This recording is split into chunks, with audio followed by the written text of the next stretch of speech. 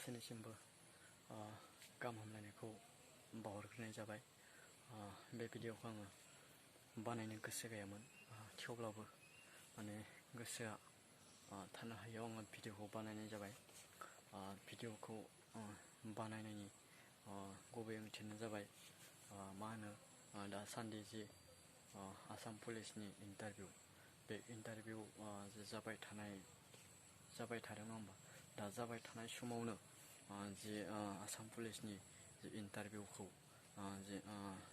जि खालारनिफ्राय माने दोनथ'बाय एबा पस्टपन खालामथ'नाय जाबाय, बेखौ लानानै आङो माने भिडिअखौ बानाय।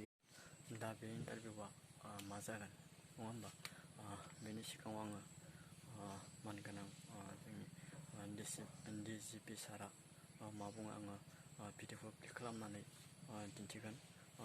गासैबो भिडिअखौ नायो आं बेखौ। কথা যে আমি কোনো বাহিৰা এজেন্সিক আমি নলওঁ আৰু এই এতিয়াৰ পৰা আনকি কনষ্টেবলৰ যিখিনি PET PST আছে, physical standard test, physical efficiency test, সেইখিনিও আমি নিজেই কৰিম। গতিকে কেণ্ডিডেটছৰ অকণমান অসুবিধা হয়তো হ'ব, কিন্তু এতিয়া গোটেইখিনি বস্তুটো এজ ইজ ৱেৰ ইজ বেচিছত পজ কৰা হৈছে।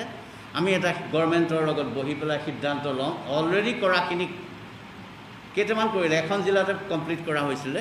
গতিকে ইতিমধ্যে কৰাখিনিক আমি বৈধ বুলি বিবেচনা কৰিম নে নকৰিম, সেইটো এটা সিদ্ধান্ত আমি চৰকাৰক ল'বৰ কাৰণে অনুৰোধ কৰিছোঁ।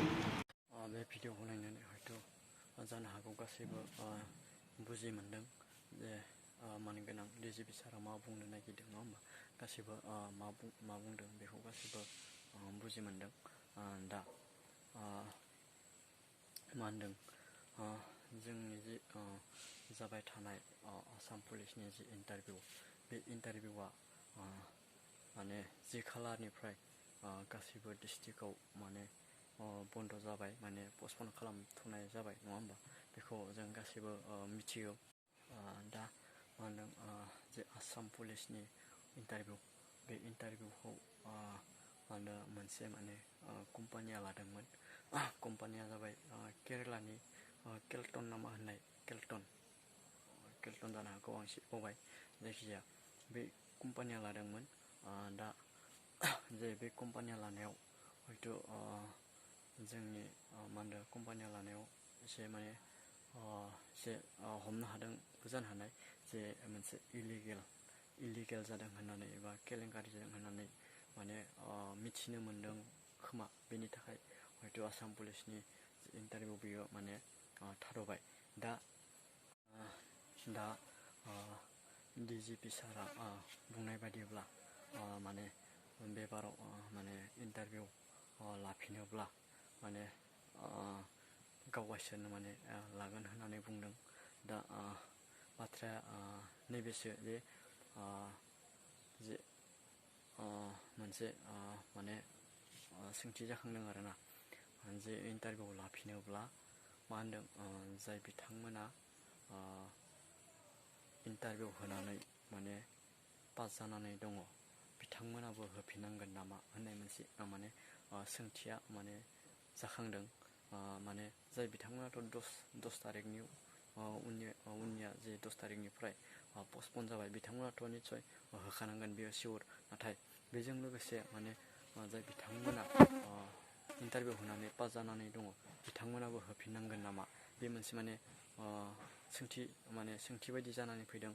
दा जुदि जोङो मा होनदों जाय बिथांमोना एसेबां माने खस्थ' खालामनानै, एसेबां सान्दुं अखायाव प्रेक्टिस खालामनानै माने इन्टारभिउखौ होबाय, नारा नाथा नाजानानै सोरबाया माने किबाके इन्टारभिउखौ पास खालामनानै फैबाय एबा पास जानानै दङ, बिथांमोना जुदि होफिननांगौब्ला आरो बेसेबां माने खस्थ' जाबावगौ नङा होमबा। दा माने आंनि मोनसे साननायसो, आंनि गोसोनि साननायखौसो आं बुंदों। दा जुदि बेफोरबायदि बे आसाम पुलिसनि जि इन्टारभिउआव इलिगेल जादोंब्ला एबा माबा मोनसे केलेंकारि बेखौ जादोंब्ला आं बेखौनो बुङो जे मा होनदों जोंहा माने रानिं खालामनाय समाव मोनसे मा होनो GPS नामा बेखौ माने रानिं खालामनाय समाव गानहोयो आरो बेजों लोगोसे जोंहा CC केमेरा कानेक्सन दंखायो हिसाबै आं खावलायगोन जे बेखौ चेक खालामनांगौ आरो चेक खालामनायनि उनाव जुदि सोरबाया इलिगेल खालामनानै माने 2 नाम्बारि खालामनानै बेहाय पास जानानै दङब्ला बिथांमोनखौहाय बिथांमोनखौल' माने इन्टारभिउ लाफिननांगौ। मानो होनबा बेहाय CC केमेराया कानेक्सन दंखायो हिसाबै चेक खालामनायनि उनाव हयथ' बिथांमोनखौ मोनथिनोबो हागौ। बेनि थाखाय आं खावलायदों जे बिथांमोनखौल' माने इन्टारभिउ होयो आं बेखौसो माने लुबैदों। बे आंनिसो साननाय, हयथ' उनाव मा जागोन जों बेखौ बुंनो हाया।